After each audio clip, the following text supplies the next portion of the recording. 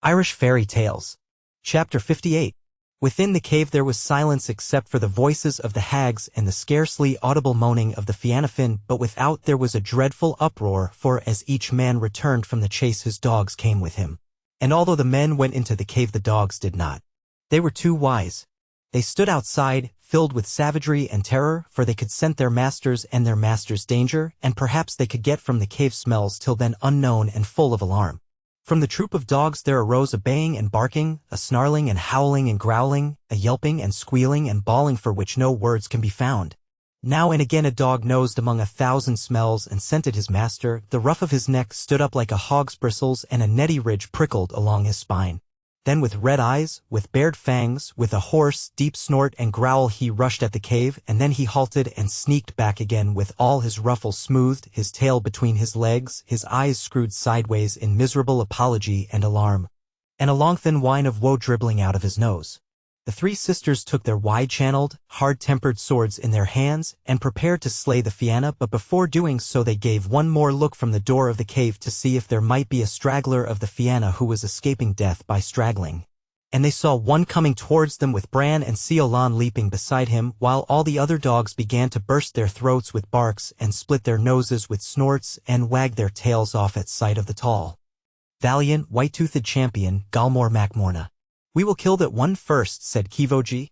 "There is only one of him," said Quillen. "And each of us three is the match for 100, said Iaren. The uncanny, misbehaved, and outrageous Harridans advanced then to meet the son of Morna, and when he saw these three Gal whipped the sword from his thigh, swung his buckler round, and got to them in 10 great leaps. Silence fell on the world during that conflict. The wind went down, the clouds stood still, the old hill itself held its breath, the warriors within ceased to be men and became each an ear, and the dogs sat in a vast circle round the combatants, with their heads all to one side, their noses poked forward, their mouths half open, and their tails forgotten. Now and again a dog whined in a whisper and snapped a little snap on the air, but except for that there was neither sound nor movement.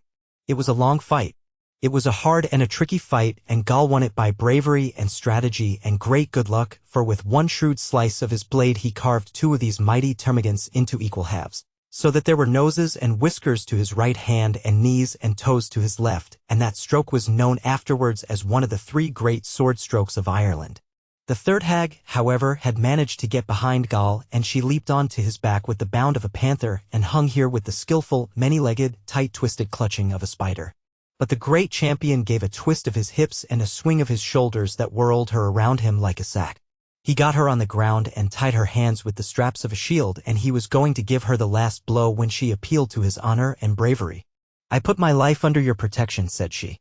"And if you let me go free, I will lift the enchantment from the Fianna Fáin and will give them all back to you again." "I agree to that," said Gal, and he untied her straps.